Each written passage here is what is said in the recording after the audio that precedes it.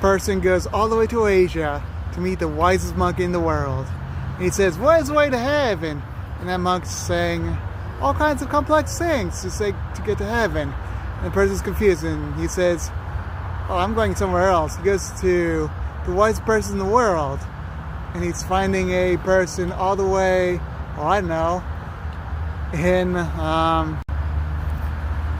Europe. And he finds this man that is finding all this kind of space. And he says, how do you get to heaven? And he says, I haven't thought about that. He says he's very disappointed. And now he's going to another person. He's going to the Pope and saying, Pope, how do I get to heaven?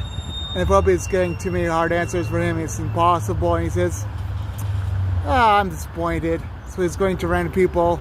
And then he meets a person who's saved. And the person is homeless and all kinds of stuff. And he says, excuse me, I want to know how to be saved. And he gives us the Bible. He points to John 3:16. And John 3:16 says, whoever believes in him shall not perish. And he says, is that how to get to heaven? And he says, the Bible is unique. It is basically talking about humanity in its grateful sinfulness, that we're like filthy rags.